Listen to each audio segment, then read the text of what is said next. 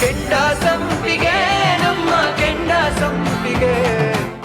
Hello, ಯಾಕ್ರಿ ಪದೇ ಪದೇ ಕಾಲ್ ಮಾಡ್ತಾ ಇದ್ದೀರಾ? ಒಂದ್ಸಲಿ ಹೇಳಿದ್ರೆ ಅರ್ಥ ಆಗಲ್ಲ ನಿಮಗೆ? ನಾನು ಒಂದ್ಸಲಿ ನಿರ್ಧಾರ ಮಾಡಾದ್ಮೇಲೆ ಮುಗೀತು. ಇದೇನು ಮಕ್ಕಳಾಟನ ಅಥವಾ ತರಕಾರಿ ವ್ಯಾಪಾರನ ಚೌಕಾಸಿ ಮಾಡೋದಕ್ಕೆ? ಗಂಟೆಗೆ ಒಂದೊಂದ್ಸಲಿ ಪರ್ಸೆಂಟೇಜ್ ಜಾಸ್ತಿ ಮಾಡ್ತಾ ಇರ್ತೀರಲ್ಲ. ನೋಡಿ, ನಿಮ್ಮ ಕೈಯಲ್ಲಿ ಆಗಲ್ಲ ಅಂತಾನೆ ನಾನು ಬೇರೆಯವ್ರಿಗೆ ಕೊಟ್ಟಾಯ್ತು. ಈ ಬೆದರಿಕೆ ಹಾಕೋದಲ್ಲ ನಾನು ಹತ್ರ ಇಟ್ಕೊಬಿಡಿ. ನಿಮ್ಮಂಥ 1000 ಜನರನ್ನ ನೋಡಿದ್ದೀನಿ. ಇಡ್ರಿ ಫೋನು. ಯಾವನ್ರಿ ಅವ್ನ ಮಂಗ್ಯನ ಮಗ? ಆ ಕಲ್ಲೇಶನ ಕಾಂಟ್ರಾಕ್ಟ್ರು ಅವನೇ. ಮೊದಲು ಅವ್ನ ನಂಬರ್ನ ಬ್ಲಾಕ್ ಮಾಡಿಬಿಟ್ಟೆ. ಜಾಸ್ತಿ ಮಾತಾಡ್ದ ಅಂದರೆ ಸೀರಿಯಸ್ ಆಗಿ ಆ್ಯಕ್ಷನ್ ತಗೋತೀನಿ ಅಂತ ಹೇಳು. ಇಷ್ಟು ಹೇಳಿದ್ರಲ್ಲ ಸಾಹೇಬ್ರ, ಜಾಡಿಸ್ಬಿಡ್ತೀನಿ ಅವನ್ನ. ಬಾ, ಹೊಟ್ಟೆ ಸಿಗ್ತದೆ. ನಂದು ಕಾವು ಕಾವು ಅನ್ನಕತ್ತೈತಿ.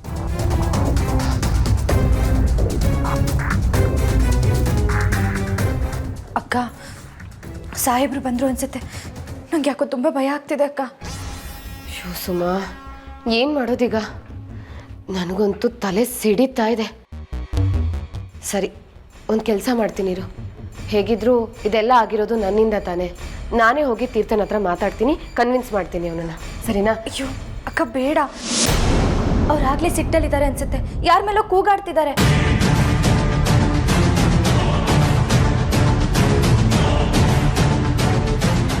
ಇಲ್ಲಿಗೆ ನನ್ನ ಕೆಲಸ ಮುಗೀತು. ಇನ್ನೇನಿದ್ರು ನೀನುಂಟು, ನೀನು ತೀರ್ಥನ ಕೋಪ. ಸುಮಾ, ನನ್ಗೆ ಯಾಕೋ ತಲೆನೋವು ಕಮ್ಮಿನೇ ಆಗ್ತಾ ಇಲ್ಲ. ನಾನು ಹೋಗಿ ಮಾತ್ರೆ ತಗೊಂಡು ಬರ್ತೀನಿ. ಸರಿ ಅಕ್ಕ. ಸುಮ್ಮನವ್ರೆ, ಹೊಟ್ಟೆ ತುಂಬ ಹಸಿದೆ. ಬೇಗ ಊಟ ಬಡಿಸಿ. ಚಿಟ್ಟೆ, ಆ ಡ್ರೈವರ್ನ ಕರ್ಕೊಬಾ ಹೋಗು. ನೀವು ಅಡುಗೆ ಮಾಡ್ತಿದ್ದೀರಾ ಅಂತ ಇವರಿಬ್ರು ಊಟನೇ ಮಾಡಲಿಲ್ಲ ಗೊತ್ತಾ? ಏನಾಯ್ತು ಗುರುಗಳೇ? ಏನಾದ್ರೂ ಸಮಸ್ಯೆನಾ?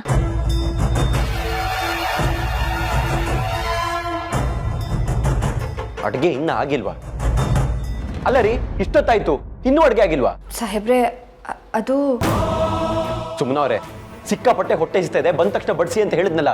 ಯಾಕೆ ಇನ್ನೂ ರೆಡಿ ಆಗಿಲ್ಲ? ಸಾಹೇಬ್ರೆ, ಮಾಡ್ಬಿಡ್ತೀನಿ. ಒಂದು 10 ನಿಮಿಷ ಅಷ್ಟೇ. 10 ನಿಮಿಷನಾ? ಬೆಳಗಿಂದ ಏನು ಮಾಡ್ತಾ ಇದ್ರಿ? ಅಡುಗೆನೇ ಮಾಡ್ತಿದ್ದೆ ಸಾಹೇಬ್ರೆ. ಅದೇನಾಯ್ತು ಅಂದರೆ... ನನಗೆ ರೀಸನ್ಸ್ ಕೊಡಬೇಡಿ ಸಾಹೇಬ್ರ. ಚೂರು ಸಮಾಧಾನ ಮಾಡ್ಕ್ಯಾರ. ಆ ಮಲ್ಲೇಶಿ ಮ್ಯಾಗಿನ ಸಿಟ್ಟು ತಂದು ಯಾಕೆ ಸುಮ್ಮನಕ್ಕೆ ಹಾಕ್ತೀರಿ? ಒಂದು ಕೆಲಸ ಮಾಡ್ರಿ, ನೀವು ಕೈಕಾಲು ಮುಖ ತೊಗೊಂಡು ಬಟ್ಟೆ ಚೇಂಜ್ ಮಾಡ್ರಿ, ಅಡಿಗೆ ಹಾಕತ್ತಿ.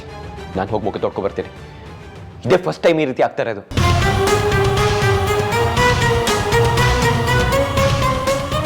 ಸುಮ್ಮನಕ್ಕೆ ಏನಾತವ? ಅಣ್ಣ, ಎಡವಟ್ಟಾಯಿತು.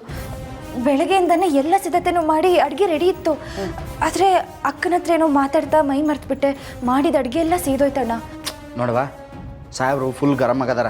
ಅಲ್ಲಿ ಆಫೀಸ್ನಾಗ ಇದ್ದಾಗ ನಿನಗೆ 2-3 ಸಲ ಕಾಲ್ ಮಾಡಿದ್ರು, ನೀ ರಿಸೀವ್ ಮಾಡಿಲ್ಲ. ಹೊಟ್ಟೆ ಸ್ಥಿತಿ ಅಂತ ಹೇಳಕತ್ತಿದ್ರು.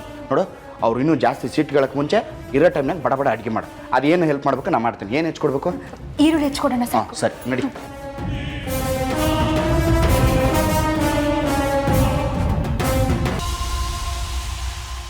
ಜಾತಕದ ಪ್ರಕಾರ ಇವರಿಬ್ಬರ ಹೊಂದಾಣಿಕೆ ತುಂಬ ಚೆನ್ನಾಗಿದೆಯಮ್ಮ. ಆದರೆ ಸಮಸ್ಯೆ ಇರೋದು ಇವರಿಬ್ಬರಲ್ಲೇ. ಪರಿಸ್ಥಿತಿನ ಅರ್ಥ ಮಾಡಿಕೊಂಡು ಇವರಿಬ್ಬರು ಸರಿಯಾಗಿ ನಡ್ಕೊಂಡ್ರೆ ಇವರಂಥ ದಂಪತಿಗಳು ಇನ್ಯಾರೂ ಇಲ್ಲ ಅಂತ ಅನ್ಕೊಂಬಿಡಿ. ಅವರಿಬ್ಬರು ಹೊಂದಾಣಿಕೆ ಆಗೋದಕ್ಕೆ ಏನಾದರೂ ಪೂಜೆ ಪುನಸ್ಕಾರ ಮಾಡಿದ್ರೆ ಆಗುತ್ತಾ? ಪೂಜೆ ಪುನಸ್ಕಾರದಿಂದನೇ ಎಲ್ಲ ಸಮಸ್ಯೆನೂ ಬಗೆಹರಿಯುತ್ತೆ ಅನ್ನೋದಿದ್ರೆ ಸಮಸ್ಯೆಗಳೇ ಇರ್ತಿರ್ಲಿಲ್ಲ ತಾಯಿ. ಕೆಲವು ಸಾರಿ ದೇವರ ಆಶೀರ್ವಾದನೇ ಸಾಕಾಗೋದಿಲ್ಲ, ಮನುಷ್ಯರ ಪ್ರಯತ್ನನೂ ಇರಬೇಕಾಗತ್ತೆ. ಅರ್ಧ ದಾರಿ ಮನುಷ್ಯ ಬಂಡಿ ಎಳ್ಕೊಂಡು ಹೋಗಬೇಕು, ಇನ್ನು ಮಿಕ್ಕಿದ್ದನ್ನು ಅವನು ಎಳ್ಕೊಂಡು ಹೋಗ್ತಾನೆ. ಸ್ವಲ್ಪ ಅಡ್ಡಿ ಆತಂಕಗಳು ಕಾಣಿಸ್ತಾ ಇವೆ, ಆದರೆ ಇವರಿಬ್ಬರು ಅದನ್ನು ಮೀರಿ ನಿಲ್ಲಬೇಕು ಅಷ್ಟೆ.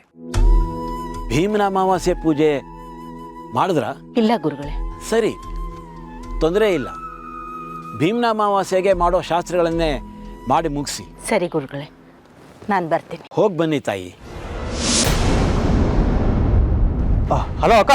ಹಲೋ, ಎಲ್ಲಿದ್ದೀನಿ ನೀನು? ನಾನು ಬರ್ತಾ ಇದ್ದೀನಿ. ನಾನು ಬರ್ತಾ ಇದ್ದೀನಿ ಬಾಕ್ಕ. ಅಕ್ಕ, ಒಂದು ಮಾತು, ನಾವು ಭೇಟಿ ಆಗ್ತಿರೋ ಜಾಗದ ಬಗ್ಗೆ ಯಾರಿಗೂ ಹೇಳಿಲ್ಲ ತಾನೇ? ಇಲ್ಲ, ನಾನು ಯಾರಿಗೂ ಹೇಳಿಲ್ಲ. ಯಾವುದೇ ಕಾರಣಕ್ಕೂ ನಿಮ್ಮ ಗಂಡನಿಗಾಗ್ಲಿ ನಿಮ್ಮ ಮನೆಯವ್ರಿಗಾಗ್ಲಿ ಗೊತ್ತಾಗಬಾರ್ದು ಅಕ್ಕ. ಯಾಕೆ ಗೊತ್ತಾಗಬಾರ್ದು? ಅದು ನೀವು ಬಂದಾಗ ಹೇಳ್ತೀನಿ. ಯಾರಿಗಾದ್ರೂ ಹೇಳಿದ್ರೆ ನಾನು ನಿಮಗೆ ಸಿಗಲ್ಲ, ನಿಮಗೆ ಸತ್ಯನೂ ಗೊತ್ತಾಗಲ್ಲ. ಇಲ್ಲ ಇಲ್ಲ ಇಲ್ಲ, ನಾನು ಯಾರಿಗೂ ಹೇಳಿಲ್ಲ, ಹೇಳೋದು ಇಲ್ಲ. ನಿಮ್ಮ ಗಂಡನಿಗೂ ಹೇಳಲೇಬಾರ್ದು. ಆಯ್ತು, ಹೇಳಲ್ಲ. ಸರಿ, ನಾನು ಇನ್ನೇನು ಅಲ್ಲಿ ಬರ್ತಾ ಇದ್ದೀನಿ, ಬೇಗ ಬನ್ನಿ, ಲೇಟ್ ಆದರೆ ನಾನು ಹೊಟ್ಬಿಡ್ತೀನಿ. ಸರಿ, ನಾನು ಬೇಗ ಬರ್ತೀನಿ. ಸರಿ ಸರಿ. ಅವ್ನು ಹೇಳಿರೋ ಜಾಗಕ್ಕೆ ಆದಷ್ಟು ಬೇಗ ಹೋಗ್ಬೇಕು, ಇಲ್ಲಾಂದ್ರೆ ಅವ್ನು ಹೋಗ್ಬಿಡ್ತಾನೆ. ಅಣ್ಣ ಅಣ್ಣ, ನಿನ್ ದಮ್ಮಯ್ಯ ಅಂತೀನಿ, ನಾನು ಹೇಳಿದ ಅಡ್ರೆಸ್ ಕರ್ಕೊಂಡು ಹೋಗ್ತೀಯಾ? ಸರಿ ಅತ್ತಮ್ಮ. ಅವ್ನು ಹೇಳಿದ ಜಾಗ ಇದೆ ಅನ್ಸತ್ತೆ. ಅವನು ಇನ್ನೂ ಬಂದಿಲ್ವಾ? ಇತ್ತೀಚೆಗೆ ಸುಮ್ಮನೆಂಗೆ ಒಳ್ಳೇದಾಗೋದನ್ನೇ ಬಯಸ್ತಾ ಇದ್ದೀರಲ್ವಾ? ಒಳ್ಳೆ ಮಾತು ಇಲ್ಲ, ಕೆಟ್ಟ ಮಾತು ಇಲ್ಲ. ಯಾಕೆ ಗೊತ್ತಾ, ಅವಳ ಹೊಟ್ಟೆಯೊಳಗೆ ನಮ್ಮ ವಂಶದ ಕುಡಿ ಬೆಳೀತಾ ಇದೆ, ತಿಳ್ಕೊ. ಮಾಂಗಲ್ಯ ಧಾರಣದ ಬಗ್ಗೆ ಸ್ವಲ್ಪ ತಲೆ ಕೆಡಿಸ್ಕೊ. ಇಲ್ಲದ ವಿಷಯನೆಲ್ಲ ತಲೆ ಒಳಗೆ ಬಿಟ್ಕೊಂಡು ಕೊರಿಬೇಡ. ರೀ, ಎಲ್ಲ ಸರಿ ಹೋದ್ಮೇಲೆ ನಿಮ್ದು ಕೊಂಕಿ ಯಾಕೆ? ಶಾಸ್ತ್ರ ಆಗೇ ಆಗುತ್ತೆ ರೀ. ನೀವ್ ಏನೇ ಹೇಳಿ ಅದಕ್ಕೆ, ಅವ್ಳು ರಾಜೇಶನ್ ವಿಷಯದಲ್ಲಿ ನರಳೋದನ್ನ ನೋಡಕ್ಕೆ ನಮ್ಗೊಂಥರ ಖುಷಿ ಆಗುತ್ತೆ. ನಾವ್ ಅವಳಿಗೆ ಏನೇ ಪ್ರಾಬ್ಲಮ್ ಮಾಡದೇ ಇದ್ರು ಅವಳ ಸಂತೋಷನ ಅವಳೇ ಹಾಳು ಮಾಡ್ಕೋತಿದ್ದಾಳೆ. ಮೆತ್ತಗೆ ಮಾತಾಡು ಜಾನು, ಅತ್ತೆ ಮಾವ ಕೇಳಿಸ್ಕೊಂಡ್ರೆ ಅಷ್ಟೇ ಕತೆ. ಅದಕ್ಕೆ ನೀವು ಟೆನ್ಷನ್ ಮಾಡ್ಕೊಳ್ಳಿ, ಆಕ್ಟಿಂಗ್ ಮಾಡ್ತಿರೋದು ನೀವು, ನಾನಲ್ಲ. ಶಟ್ ಅಪ್ ಜಾನು, ಏನ್ ಅನ್ಕೊಂಡಿದ್ಯಾ ನೀನು? ನಾನು ನೋಡ್ತಾನೆ ಇದ್ದೀನಿ, ಬಾಯಿಗೆ ಬಂದಾಗ ಮಾತಾಡ್ತೀಯ. ಕಾಮನ್ ಸೆನ್ಸ್ ಇಲ್ವಾ ನಿನ್ಗೆ? ಏನ್ ಸರ್, ಏನಿದೆ ಗಲಾಟೆ? ನೋಡಿ ಮಾವ, ಸುಮ್ಮನೆ ಮನೇಲಿಲ್ಲ, ಹೊರಗಡೆ ಹೋಗಿದ್ದಾಳೆ ಅಂತ ನಾನ್ ಟೆನ್ಷನ್ ಮಾಡ್ಕೊಂಡಿದ್ರೆ ಇವಳು ಹೋದ್ರೆ ಹೋಗ್ತಾಳೆ ಬಿಡಿ ಅದಕ್ಕೆ ಅಂತ ಕೇರ್ಲೆಸ್ ಆಗಿ ಮಾತಾಡ್ತಾ ಇದ್ದಾಳೆ. ಮೊದ್ಲೇ ಗರ್ಭಿಣಿ ಹೆಂಗ್ಸು, ಏನಾದ್ರೂ ಹೆಚ್ಚು ಕಡಿಮೆ ಆದ್ರೆ ಏನ್ ಗತಿ? ಆಚೆ ಹೋದ್ಲಾ? ಏನಕ್ಕೆ? ಏನಂತ ವಿಷಯ? ಯಾಕೆ ಹೋದ್ಲು? ಎಲ್ಲಿಗೆ ಹೋದ್ಲು? ಅದು ತೀರ್ಥ ಕರ್ಕೊಂಬರಕ್ ಹೋಗಿದ್ದಾನೆ ಅತ್ತೆ. ತೀರ್ಥ ಕರ್ಕೊಂಡು ಬರ್ತಾನ? ಸಾಧನ, ನೀನ್ ಏನೋ ನನ್ನ ಹತ್ರ ಮುಚ್ಚಿಡ್ತಿದ್ಯಾ? ಏನಿಲ್ಲ ಅತ್ತೆ, ನೀವೇನು ಟೆನ್ಷನ್ ಮಾಡ್ಕೋಬೇಡಿ. ಸುಮನ ಅದು ಸಾಧನ, ಮುಚ್ಚಿಡೋದ್ರಲ್ಲಿ ಅರ್ಥ ಇಲ್ಲ. ಏನು ಅಂತ ವಿವರವಾಗಿ ಹೇಳು. ಅತ್ತಿಗೆ ಹೇಳೋದಕ್ಕೆ ಕಷ್ಟ ಆಗ್ತಿರ್ಬೇಕು, ನಾನು ಹೇಳ್ತೀನಿ, ಕೇಳಿಸ್ಕೊಳ್ಳಿ. ನಿಮ್ ಸೊಸೆಗೆ ಅದ್ಯಾರೋ ಕಾಲ್ ಮಾಡ್ಬಿಟ್ಟು ನಿಮ್ ತಮ್ಮನ ಬಗ್ಗೆ ಏನೋ ಗೊತ್ತು ಅಂತ ಹೇಳಿದ್ರಂತೆ. ಇವಳು ಅದಕ್ಕೆ ರಾಜೇಶ ರಾಜೇಶ ಅಂತ ಕೂತ್ಕೊಂಡು ಹೋದ್ಲು. ನನ್ನ ಅದಕ್ಕೆ ಸುಮನ ತೀರ್ಥ ಮನೆಗೆ ಬರ್ತಿದ್ದಾನೆ, ಎಲ್ಲೂ ಹೊರಗಡೆ ಹೋಗ್ಬೇಡ ಅಂತ ಗೋಗರದ್ರು, ರಿಕ್ವೆಸ್ಟ್ ಮಾಡ್ಕೊಂಡ್ರು. ಆದ್ರೋಳು ಅದಕ್ಕೆ ಮಾತನ್ನ ಕೇರೆ ಮಾಡ್ದೆ ಪುರ್ರ ಅಂತ ಹೊರಗಡೆ ಹಾರೋದ್ಲು. ಅದಕ್ಕೆ ಅವಳು ನಿಮಗ್ ಬೆಲೆ ಕೊಡ್ದೇದ್ಮೇಲೆ ನೀವ್ಯಾಕೆ ಅದಕ್ಕೆ ಅವಳಿಗೆ ಬೆಲೆ ಕೊಡ್ಬೇಕು ಅಂತ ನಾನು ಅದಕ್ಕೆ ಹೇಳ್ತಾ ಇದ್ರೆ ಅದಕ್ಕೆ ನನಗೆ ರೇಗಾಡ್ತಿದಾರಪ್ಪ. ಏನ್ರಿ ಇದು? ತೀರ್ಥ ನಿಮ್ಗೆ ಏನು ಅಂತ ಫೋನ್ ಮಾಡ್ದ? ಈಗ ಸುಮನನ್ನ ಎಲ್ಲಿಂದ ಹುಡ್ಕೋದು? ಏನೋ ಗೊತ್ತಿಲ್ಲ ಅತ್ತೆ, ಮಾವ ಏನೂ ಸರಿಯಾಗಿ ಹೇಳಲಿಲ್ಲ. ತೀರ್ಥ ಬರ್ತಿದ್ದಾನೆ, ಪೂಜೆಗೆಲ್ಲ ಸರಿಯಾಗಿ ರೆಡಿ ಮಾಡ್ಕೊಳ್ಳೋದಕ್ಕೆ ಹೇಳ್ಬಿಡಮ್ಮ ಅಂತ ಹೇಳಿದ್ರು. ಏನ್ ಮಾವ? ಹೌದು, ನಾನು ಅದನ್ನೇ ಖುಷಿಯಿಂದ ಹೇಳೋದಕ್ಕೆ ಅಂತ ಹೋದೆ. ಅಷ್ಟರಲ್ಲಿ ಅದ್ಯಾವುದೋ ಕಾಲ್ ಬಂತು, ಕೆಲಸ ಹಾಳು ಮಾಡ್ತು. ಸುಮ್ಮನೆ ಆಚೆ ಹೋಗ್ತಿದ್ದಾಗೆ ತೀರ್ಥ ಮನೆಗೆ ಬಂದ. ಪಾಪ ಅವನು ಎಷ್ಟು ಹಸ್ಕೊಂಡಿದ್ನೋ ಏನೋ. ಅವನಿಗೆ ನಾನೇ ಹೇಳ್ದೆ, ಅದಕ್ಕೆ ಅವನು ಸುಮ್ಮನ ಹುಡ್ಕಕ್ಕೆ ಅಂತ ಹೊರಟೋಗ್ಬಿಟ್ಟ. ಆ ರಾಜೇಶ ಏನೋ ಸತ್ತೋದ, ಆದ್ರೆ ಇವಳು ಮನೆಯವ್ರಿಗೆಲ್ಲ ಟೆನ್ಷನ್ ಕೊಟ್ಟು ಸಾಯಿಸ್ತಾ ಇದ್ದಾಳೆ. ಸಣ್ಣೋಳು ತರ ಇರೋದು ಕಲ್ತ್ಕೋ. ನಾಲ್ಗೆ ಉದ್ದ ಬಿಡ್ಬೇಡ, 4 ಬಾರಿಸ್ಬಿಡ್ತೀನಿ, ಹುಷಾರ್. ಸಾವಿರ ವಿಷಯದಲ್ಲಿ ಅಸಡ್ಡೆಯಾಗಿ ಮಾತಾಡ್ಬೇಡ. ಅವರವ್ರ ನೋವು ಅವರವ್ರಿಗಿದ್ದೇ ಇರುತ್ತೆ. ರೀ, ಇವಳೇನೋ ಬುದ್ಧಿ ಇಲ್ಲದೆ ಮಾತಾಡ್ತಾ ಇದ್ದಾಳೆ. ಸುಮ್ಮನೆ ಫೋನ್ ಮಾಡ್ಬಿಟ್ಟು ಬಾ ಅಂತ ಹೇಳೋಣ. ಅತ್ತೆ, ನಾನು 4-5 ಸಲ ಅವಳಿಗೆ ಕಾಲ್ ಮಾಡಿದೆ. ಎಷ್ಟು ಕಾಲ್ ಮಾಡಿದ್ರು ನಾಟ್ ರೀಚಬಲ್ ಅಂತಾನೆ ಬರ್ತಿದೆ.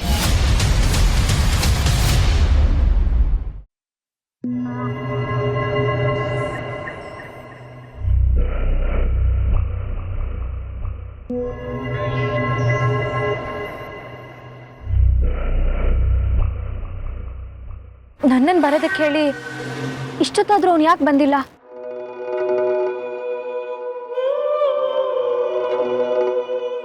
ಅವನು ಬಂದೇ ಇಲ್ವಾ ಅಥವಾ ಅವನು ಬಂದಿದ್ರು ನಾನು ಗುರ್ತಿಡ್ದಿಲ್ವಾ?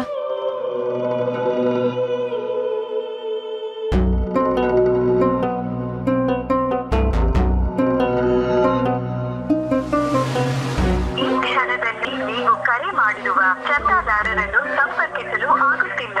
ದಯವಿಟ್ಟು ಸ್ವಲ್ಪ ಸಮಯದ ನಂತರ ಪ್ರಯತ್ನಿಸಿ.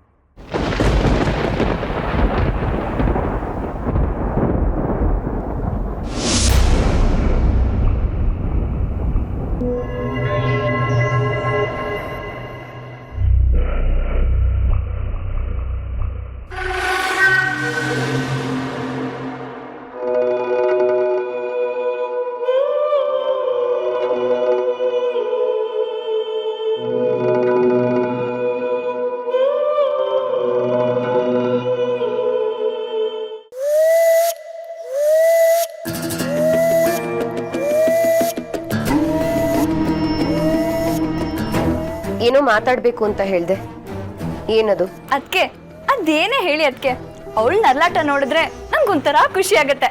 ನಿಮಗ್ ಖುಷಿ ಆಗ್ತಾ ಇಲ್ವಾ? ಯಾಕೆ ಜಾನು, ನನ್ನ ಕಣ್ಣಲ್ಲಿ ಆ ಖುಷಿ ಕಾಣ್ತಿಲ್ವಾ? ಕಾಣಿಸ್ತಿದೆ ಅದಕ್ಕೆ.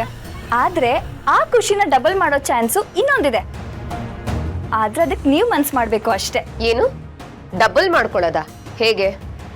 ಏನಿಲ್ಲ ಅದಕ್ಕೆ, ಹೇಗೋ ಅವಳ ಮನೆಯಿಂದ ಆಚೆ ಹೋಗಿದ್ದಾಳೆ, ಅವಳು ಮತ್ತೆ ಮನೆಗೆ ವಾಪಸ್ ಬರಲೇಬಾರ್ದು, ಪರ್ಮನೆಂಟ್ ಆಗಿ ಹೊರಗಡೆನೆ ಇದ್ಬಿಡ್ಬೇಕು. ಅಂಥದ್ದೇನಾದ್ರೂ ಯೋಚನೆ ಮಾಡಿ ಅದಕ್ಕೆ. ನೋ ಜಾನು, ನಾನು ನನ್ನ ಮನೆಯವ್ರನ್ನ ಆಲ್ಮೋಸ್ಟ್ ಕಳ್ಕೊಂಡ್ಬಿಟ್ಟಿದ್ದೆ. ನನ್ನ ಮೇಲೆ ನಂಬಿಕೆನೇ ಕಳ್ಕೊಂಡ್ಬಿಟ್ಟಿದ್ರು. ಈ ಸಾಧನ ಅಂದ್ರೆ ಮುಂಗೋಪಿ, ಕೋಪಿಷ್ಟೇ, ಯಾವುದಕ್ಕೂ ಪ್ರಯೋಜನ ಇಲ್ಲ, ಯಾವ ಜವಾಬ್ದಾರಿನೂ ತಗೊಳ್ಳಲ್ಲ ಅಂತಾಗಿತ್ತು. ನಾನ್ ಬದಲಾದ್ರಿಂದ ಆಲ್ಮೋಸ್ಟ್ ಈ ಮನೆಯವ್ರನ್ನ ವಾಪಸ್ ಪಡ್ಕೊಂಡಿದ್ದೀನಿ. ಆದ್ರೆ ಈ ಟೈಮಲ್ಲಿ ಅವಳು ವಾಪಸ್ ಬರ್ದೇ ಹೋದ್ರೆ ಅವಳ ಮೇಲೆ ಈ ಮನೆಯವ್ರಿಗೆ ಸಿಂಪತಿ ಉಳಿಯುತ್ತೆ. ಆದ್ರೆ ನನ್ನ ಗುರಿ ಅದಲ್ಲ. ಯಾರು ಈ ಮನೆಯಲ್ಲಿ ಅವಳನ್ನ ತಲೆ ಮೇಲೆ ಇಟ್ಕೊಂಡು ಮೆರೆಸ್ತಾ ಇದ್ದಾರೋ ಅವರೇ ಅವಳನ್ನ ಈ ಮನೆಯಿಂದ ಆಚೆ ಹಾಕ್ಬೇಕು. ಆ ಗೆಲುವು ನನಗೆ ಸಿಗ್ಬೇಕು. ಆ ಗೆಲುವಿಗೋಸ್ಕರ ನಾನು ಏನು ಬೇಕಾದ್ರೂ ಮಾಡ್ತೀನಿ. ಅದಕ್ಕೆ ಇದು ಸಾಧ್ಯನಾ? Is this possible? ಜಾನು, ಒಂದೇ ವಾರದ ಹಿಂದೆ ನಾನು ಎಲ್ಲರನ್ನೂ ಕಳ್ಕೊಂಡಿದ್ದೆ ಅಲ್ವಾ?